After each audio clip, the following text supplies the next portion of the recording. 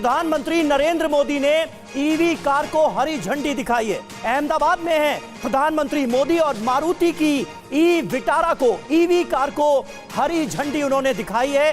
वो तस्वीरें आपको दिखाते हैं और खास बात बताते हैं। खास बात ये कि 100 देशों में ये कार निर्यात की जाएगी। प्रधानमंत्री नरेंद्र मोदी का पूरा जोर इस वक्त स्वदेशी पर है।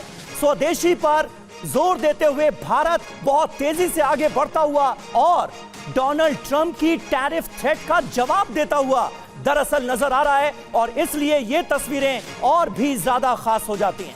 अहमदाबाद में जो मारुति की ईवी कार्स बननी है, ईवी कार को हरी झंडी दिखाते हुए प्रधानमंत्री नरेंद्र मोदी की ये तस्वीरें ऐसे वक्त में जब डोनाल्ड ट्रंप की तरफ से 50% टैरिफ का ऐलान किया गया है, नोटिफिकेशन जारी कर दिया गया है, ये तस्वीरें बहुत महत्वपूर्ण हो जाती हैं। किसी भी हाल में भारत समझौता नहीं करेगा। इस टैरिफ थ्रेट को झेलने का मादा न सिर्फ भारत में है बल्कि पूरी ताकत से इसका जवाब भी दिया जाएगा। प्रधानमंत्री नरेंद्र मोदी ने कल ही अपने स्टेटमेंट में यह क्लियर कर दिया था।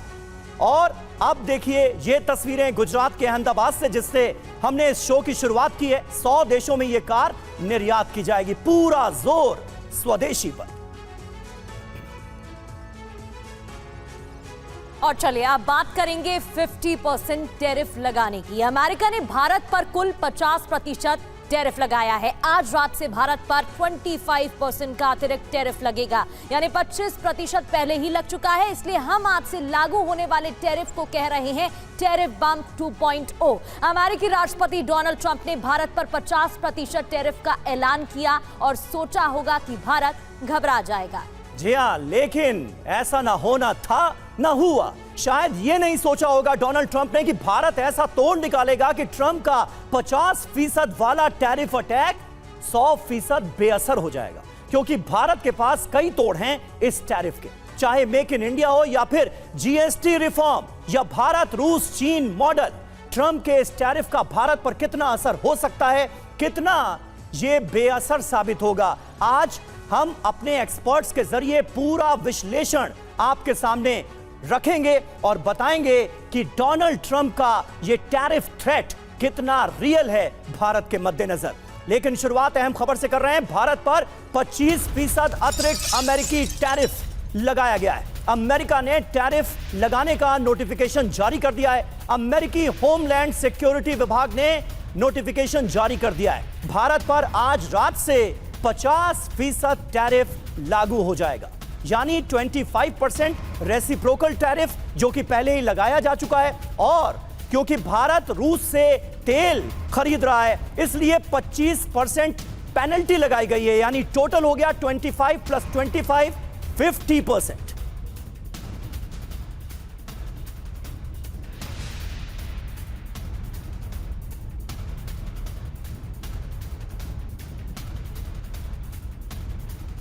तो नोटिफिकेशन जारी हो चुका है और इसका नाम टैरिफ बम 2.0 दिया है। 26 अगस्त यानी आज रात से अतिरिक्त 25% टैरिफ लागू हो जाएगा। टैरिफ बम 1.0 की बात करें यानी कि 1 अगस्त की, तो 25% रेसिप्रोकल टैरिफ लागू हुआ। भारत पर इसका क्या असर होगा ये भी समझ लेते हैं। निर्यात का खर्च बढ़ सकता है। यूएस में भारतीय उत्पाद महंगे होंगे, महंगाई से प्रोडक्ट का टिकना मुश्किल होगा। भारतीय कंपनियों की लागत बढ़ेगी, कंपनियों की बचत घट सकती है, निर्यात घट सकता है, कंपनियों के खर्च में इजाफा होगा और एक्सपोर्ट में 11 से 12% की गिरावट का अनुमान है, जिससे नुकसान होगा। एक्सपोर्ट पर निर्भर कंपनियों की परेशानी भी इसी के साथ बढ़ जाएगी। अब इंपोर्ट बढ़ सकता है। क्यों? क्योंकि यूएस टैरिफ से बचने का तरीका टैरिफ घटाना है। टैरिफ घटता है तो अमेरिकी चीजें सस्ती होंगी, भारतीय बाजार में यूएस प्रोडक्ट ज्यादा आएंगे, भारतीय कंपनियों के लिए ज्यादा कंपटीशन हो जाएगा। और देखिए, आज के टैरिफ के लागू होने से पहले प्रधानमंत्री नरेंद्र मोदी ने जो बातें कही हैं वो दरअसल सरकार के विजन को दिखाता है। भारत किसी के दबाव में नहीं झुकेगा, दबाव कितना भी आए झेल लिया जाएगा। किसानों उद्यमियों का अहित नहीं होने देंगे, ये साफ तौर पर प्रधानमंत्री ने कहा है। सुनिए टैरिफ पर पीएम मोदी का जवाब। दुनिया में आर्थिक स्वार्थ वाली राजनीति सबको अपना करने में लगा है, उसे हम भली भांति देख रहे हैं। मैं आपको बार बार वादा करता हूं, मोदी के लिए आपके हित सर्वोपरि है।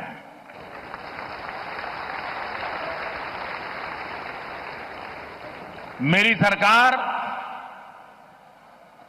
लघु उद्यमियों का, किसानों का, पशुपालकों का कभी भी अहित नहीं होने देंगी। दबाव कितना ही क्यों ना आए, हम झेलने की अपनी ताकत बढ़ाते जाएंगे। तो डोनाल्ड ट्रंप को और अमेरिका को संदेश बिल्कुल साफ है। प्रधानमंत्री नरेंद्र मोदी के इस मैसेज में भारत कैसे इस टैरिफ थ्रेट को निपटाएगा, हमारे पास ऑप्शन क्या है, ये देखिए। अब हम आपको बताते हैं एक एक करके। पहला विकल्प, मेड इन इंडिया को बढ़ावा दिया जाएगा, घरेलू मांग और उत्पादन को ऊर्जा इससे मिलेगी। नए मार्केट की खोज की बात कही जा रही है और कुल मिलाकर पूरा का पूरा फोकस जो है वो स्वदेशी मॉडल पर नजर आ रहा है। हमारे साथ तमाम खास मेहमान मौजूद हैं, बिना वक्त गंवाए उनका रुख करते हैं। अर्थशास्त्री योगेंद्र कुमार जी हमारे साथ मौजूद हैं, अर्थशास्त्री डॉक्टर आलोक पुराणिक भी हमारे साथ मौजूद हैं, सुशील कुमार सिंघल जी पूर्व राजदूत हैं वो हमारे साथ मौजूद हैं और हमारे सहयोगी मनीष झा भी हमारे साथ मौजूद हैं। आज शुरुआत मैं योगेंद्र जी आपसे ही करना चाहूंगा, क्योंकि एक तरफ 50% टैरिफ का भय दिखाने की कोशिश, वो डर दिखाने की कोशिश, और दूसरी तरफ प्रधानमंत्री का जवाब स्वदेशी पर पूरा का पूरा फोकस, और साथ ही साथ जीएसटी रिफॉर्म करके ये बताने की कोशिश कि भारत कर क्या सकता है। क्या यही माकूल जवाब है इस टैरिफ थ्रेट का? देखिए, सबसे पहले मैं ये कहना चाहूंगा कि आज अगर हम इंडिया के पर्सपेक्टिव में देखें तो एक चीज़ जिसके ऊपर पूरा भारत और हमारी जो लीडरशिप खड़ी है वो है इंडिया की रेजिलियंस।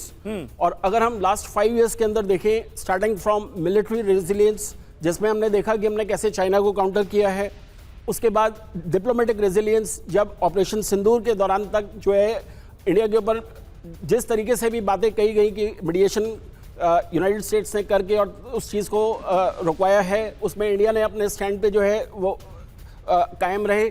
आज जो टाइम है वो है इकोनॉमिक रेजिलियंस का, और उसमें हमें कई पर्सपेक्टिव्स को बहुत ध्यान से समझना भी पड़ेगा और देखना पड़ेगा। उसमें सबसे ज़रूरी चीज़ हो जाती है कि एक बिलीफ प्रोसेस सबसे ज़्यादा ज़रूरी है कि इंडियंस को ये बिलीफ रखना है कि वो इस दुनिया के अंदर अगले एक डिकेड के अंदर जो है एक फास्टेस्ट ग्रोइंग इकोनॉमी जो है वो रहेंगी। और अगर हम ट्रैक रिकॉर्ड भी देखें, इस टाइम वर्ल्ड के अंदर जो 3 बड़े ग्रोथ इंजन्स माने जाते हैं, starting from India, United States and China, इन तीनों में जो rate of growth of GDP है वो इंडिया का सबसे हाईएस्ट है एट 6.5%, फॉलोड बाय चाइना जिसका बिलो 5% है और यूनाइटेड स्टेट्स का बिलो 3%। तो मेरा ये मानना है कि इस टाइम बहुत जरूरी यह है कि गवर्नमेंट को एक अपनी तरफ से जो सपोर्ट सिस्टम है उसको जो है उन्हें अपने तरीके से, चाहे इंफ्रास्ट्रक्चर डेवलपमेंट है, चाहे इंडस्ट्री को सपोर्ट करने की बात है, उसमें जो है। और इस वजह से पीएम मोदी लगातार बयान भी दे रहे हैं कि हमें दबाव भले ही ट्रंप बनाते रहे लेकिन क्षमता बढ़ानी होगी झेलने की, और कहीं ना कहीं हिम्मत दे रहे हैं। बहुत बहुत शुक्रिया, आपके पास लौटेंगे। लेकिन इस बीच एक और बड़ी खबर, जहां टैरिफ पर आरबीआई गवर्नर संजय मल्होत्रा का बड़ा बयान सामने आया है। उन्होंने कहा है कि हम विकास के लक्ष्य पर अडिग हैं, डटे रहेंगे। उन्होंने ये भी कहा है कि कॉरपोरेट और बैंकों का साथ आना होगा, टैरिफ का असर न्यूनतम रखने पर काम। ये बड़ा संदेश और विस्तार के तरीकों पर हमारा ध्यान रहेगा। और आरबीआई ने कॉरपोरेट और बैंकों के साथ आने की अपील की है। तो वहीं टैरिफ पर प्रधानमंत्री नरेंद्र मोदी ने स्वदेशी का मंत्र दिया है। हम स्वदेशी का गर्व करने लगे। हम स्वदेशी मजबूरी में नहीं, मजबूती के साथ उपयोग करेंगे, मजबूती के लिए उपयोग करेंगे, और जरूरत पड़ी तो औरों को मजबूर करने के लिए उपयोग करेंगे। ये हमारी ताकत होनी चाहिए। और एक और बड़ी खबर, केंद्रीय मंत्री शिवराज सिंह चौहान ने बड़ा ऐलान किया है। केंद्रीय कृषि मंत्री शिवराज सिंह चौहान का बयान, कृषि उत्पादों का आयात नहीं होगा, भारत विदेशी दबाव में नहीं आएगा, किसान मछुआरों के हित में समझौता नहीं होगा। और टैरिफ को लेकर टेंशन के बीच केंद्र सरकार नेक्स्ट जनरेशन जीएसटी रिफॉर्म लाने की तैयारी में है, जिसका जिक्र हमने अभी थोड़ी देर पहले किया था। सुनिए इस पर प्रधानमंत्री नरेंद्र मोदी की सोच, उनका विजन क्या है। साथियों, इस दिवाली में आपकी डबल दिवाली का काम मैं करने वाला हूं। इस दिवाली में आपको एक बहुत बड़ा तोहफा देशवासियों को मिलने वाला है। हम नेक्स्ट जनरेशन जीएसटी रिफॉर्म्स लेकर के आ रहे हैं। ये दिवाली के अंदर आपके लिए तोहफा बन जाएंगे। सामान्य मानवीय की जरूरतों के टैक्स भारी मात्रा में कम कर दिए जाएंगे। बहुत बड़ी सुविधा बढ़ेगी। हमारे एमएसएमई, हमारे लघु उद्यमी, इनको बहुत बड़ा लाभ मिलेगा। रोजमर्रा की चीजें बहुत सस्ती हो जाएगी और उससे इकोनॉमी को भी एक नया बल मिलने वाला है। तो पीएम संदेश दे चुके हैं कि करारा जवाब दिया जाएगा। अब आत्मनिर्भरता पर भारत किस तरीके से बेअसर होकर खड़ा रहेगा, ये भी समझ लेते हैं। भारत की रेटिंग की अगर बात करें तो बीबीबी बरकरार है। इसके अलावा आपको ये भी बता देते हैं कि 2025 से 26 में जीडीपी ग्रोथ अनुमान 6.5% रहा, यानी कि जो सोचा था उससे ज्यादा ही देखने को मिला है। बिल्कुल, ग्लोबल रेटिंग एजेंसी फिच का जो अनुमान है वो आपको बता रहे हैं भारत की अर्थव्यवस्था दूसरे देशों से बेहतर होगी। इसकी बड़ी वजह है ठोस बाहरी निवेश का समर्थन। तो भारत अपनी पॉलिसीज को और डोनाल्ड ट्रंप की टैरिफ थ्रेट को कैसे अपनी पॉलिसीज के जरिए बढ़ावा दे रहा है और उसे बेअसर करता हुआ नजर आ रहा है। ये आप देखिए, जीएसटी सुधारों का फायदा, वजह उपभोग को इससे बढ़ावा मिलेगा। 2 स्लैब खत्म करने की जीओएम ने मंजूरी दे दी है। ये एक बड़ा जीएसटी रिफॉर्म माना जा रहा है। महंगाई पर काबू पाना, वजह कोर महंगाई दर 2 से 6% के बीच रहेगी। ये जो बड़ी बातें, सरकार का विजन और जो प्लानिंग है उससे रिलेटेड हमने आपके सामने रखी। प्रगति बिल्कुल, और हमारे साथ तमाम गेस्ट जुड़े हुए हैं। सबसे पहले मनीष, आपका रुख कर लेते हैं। अगर हम फैक्ट्स की बात करें और डेटा देखें तो भारत की जीडीपी ग्रोथ लगातार देखने को मिल रही है, लेकिन जब टैरिफ लग जाएगा उसके बाद भारत के पास कौन से ऑप्शन होंगे? एक तरफ हम रूस, चीन, इंडिया मॉडल की भी बात कर रहे हैं, दूसरी ओर हम बात कर रहे हैं कि हम स्वदेशी अपनाएंगे, लेकिन क्या ये उतना चैलेंजिंग नहीं होगा? देखिए, चैलेंज तो कई तरह के आएंगे, लेकिन फिर सवाल यह है कि जब चीन जैसे मुल्क के साथ हम धंधा कर सकते हैं तो हम अमेरिका के साथ बातचीत क्यों नहीं कर सकते? इतिहास बताता है कि भारत के सामने ऐसी कई चुनौतियां आई, लेकिन भारत ने हमेशा डिप्लोमेटिक डायलॉग के जरिए उसका समाधान निकाला। मसलन जब रूस के ऊपर में ये प्रतिबंध अमेरिका ने लगाया था कि कोई रूस से डिफेंस डील नहीं करेगा, तब भारत को अपवाद स्वरूप क्वाटसा से रियायत दी गई और भारत ने रूस के साथ S-400 की डील की, जिसकी वजह से ऑपरेशन सिंदूर में आपने देखा कि कितनी बड़ी कामयाबी हुई। ठीक उसी तरह ईरान पर अमेरिका ने प्रतिबंध लगाया, लेकिन भारत को ऊर्जा जरूरत पूरा करने के लिए उन्होंने छूट दी कि भारत ईरान के साथ तेल खरीद सकता है। कोरोना काल में वैक्सीन के कच्चा माल निर्यात पर अमेरिका ने प्रतिबंध लगाया, लेकिन भारत को स्पेशल छूट दी गई कि भारत अपनी कोविड वैक्सीन को बना सके, इसलिए अमेरिका से वो सामान हम खरीद सके। इसके अलावा अगर आप देखें तो ऐसे कई मामले हैं जब जब भारत को जरूरत पड़ी अमेरिका ने तब तक छूट दी। वजह क्या थी कि भारत अपनी तैयारी भी कर रहा था और भारत पर्दे के पीछे अमेरिका से बातचीत भी कर रहा था। मुझे लगता है एक बार फिर वही समय आ गया। हम अपने स्वदेशी सामानों पर जोर दे रहे हैं, अच्छी बात है। हम दुनिया के अलग अलग मार्केट में जा रहे हैं, अच्छी बात है, लेकिन इसका मतलब ये नहीं है कि हम अमेरिका से कट्टी कर लें, हम अमेरिका से बातचीत ना करें, हम अमेरिका से डिप्लोमेटिक डायलॉग खत्म कर दें। क्योंकि जब जब जरूरत पड़ी है, क्योंकि देखिए अगर कल के दिन में चीन से टेंशन होगा फिर हम किसके पास जाएंगे? आज चीन अमेरिका का विकल्प नहीं हो सकता है, इस बात में कोई दो राय नहीं है। भारत की आर्थिक प्रगति को बहुत देश रोकना चाहते हैं, ठीक है, लेकिन इन सब के बावजूद अमेरिका से रिश्ता भारत के लिए बहुत अहम है। ठीक है, अमेरिका से रिश्ता अहम है और भारत इसे स्वीकार करता है और भारत की तरफ से कोई भी ऐसा कदम नहीं उठाया गया, आलोक पुराणिक जी, जिससे इस भरोसे में कमी आए। हो तो ये उधर से ही रहा है। ऐसे में अब हम क्या जवाब दे सकते हैं, इस पर तो चर्चा लाजमी है, क्योंकि असर तो पड़ता हुआ नजर आ रहा है। हमारे उद्योग धंधों पर भी असर पड़ेगा। भारतीय शेयर बाजार में देखिए टैरिफ थ्रेट का असर साफ तौर पर नजर आ रहा है। बैंक निफ्टी 550 पॉइंट से नीचे गिरा हुआ है, 150 पॉइंट निफ्टी गिरा हुआ है। लेकिन क्या हम उससे उबर पाएंगे? क्योंकि जब जीएसटी रिफॉर्म हुआ तो बाजार ने भी उसको हाथों हाथ लिया। तो क्या ये एक बड़ा जवाब है, इसका असर दिखेगा? देखिए, एक तो बहुत साफ तौर पे समझना चाहिए कि ये कोई जंग ऐसी नहीं है जो भारत ने चुनी है। ये कुछ इस तरह का है कि आपके घर में डाकू आ जाएं, लूटपाट करें, तो फिर आपके पास जो भी होता है आप उसको लेके मुकाबला करते हैं। अगर बहुत साफ सी बात है, कोई भी सरकार भारत के कृषि बाजार को नहीं खोल सकती और इस पे कंप्रोमाइज संभव नहीं है। अब सवाल है कि वो लग गया तो आपके पास कोई ऑप्शन नहीं कि उसको झेले। सबसे बड़ी बात है कि अगर एक्सपोर्ट कम हो जाएंगे तो क्या नुकसान हो सकता है। मैं आपको याद दिलाना चाहूँगा 1998 में जब भारत ने परमाणु परीक्षण किए थे, तब इंडिया का फॉरेन रिजर्व था करीब 28-29 बिलियन डॉलर।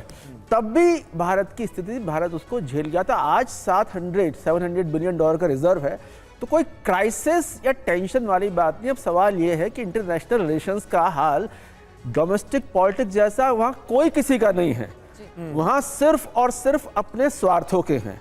चाइना के साथ हमारे कोई पक्के रिश्ते नहीं है, रिश्ते सिर्फ मजबूरी के हैं। ये बात चाइना भी समझता है, ये बात इंडिया भी समझते है। लेकिन मजबूरी के रिश्ते ही सबसे मजबूती के रिश्ते होते हैं, क्योंकि दोनों पार्टियों को पता होता है कि इससे बाहर निकलेंगे तो क्या समस्या आने वाली है। चीजें डायनामिक हैं। इतना अमेरिका को समझ में आ रहा है कि रशिया, चाइना और इंडिया अगर एक ही ब्लॉक में मजबूती के साथ आ गए तो अकेले इंडिया और चाइना पूरे विश्व की जनसंख्या का 40% है। फ्यूचर में आपको कार बेचनी है, मोबाइल बेचनी है, तो बेचने किसको हैं? तो मुझे लगता है कि देर सबेर हर देश को अपनी सीमाओं का और मजबूती का पता चलेगा। और बात हमारे दोस्त ने बिल्कुल सही कि देखिए, डिप्लोमेसी में रास्ते कभी बंद नहीं होते। बैक पे क्या चल रहा होता है हमको नहीं पता।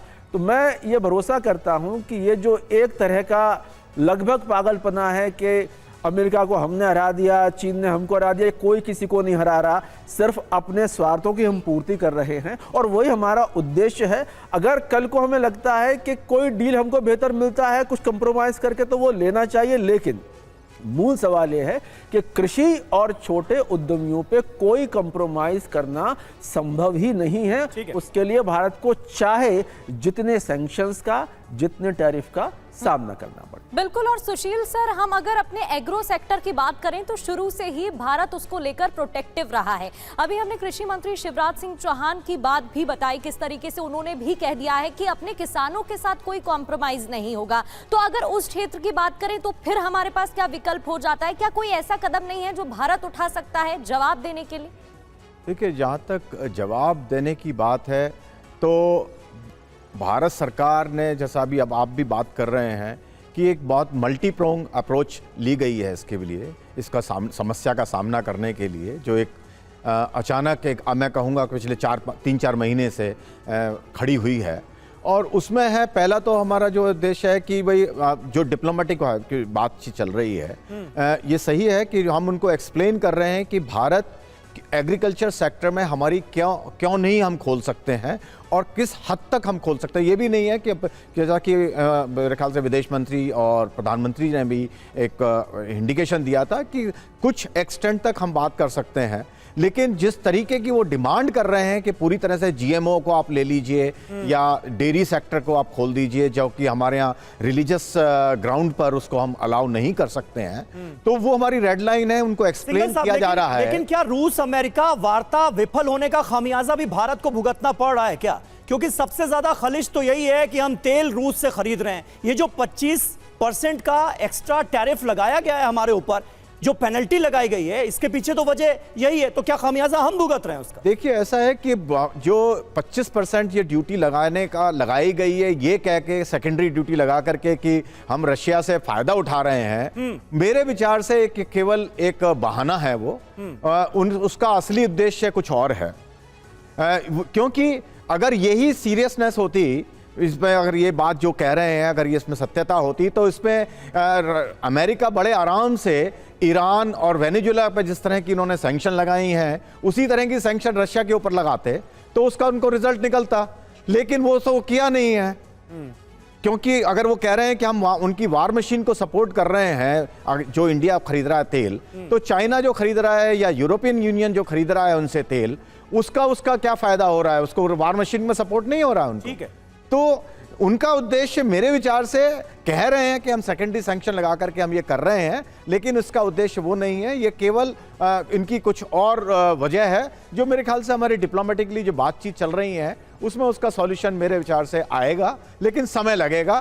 अभी हमें उसके लिए जो समस्या खड़ी हुई है उसका सामना करने के लिए तैयार रहना पड़ेगा। ठीक है सिंघल जी। और देखिए, इस मुद्दे पर, टैरिफ थ्रेट पर एक्सपर्ट्स क्या कह रहे हैं, ये अब आपको बताते हैं, सुनवाते हैं। एक्सपर्ट से जानिए टैरिफ का भारत पर असर क्या पड़ेगा।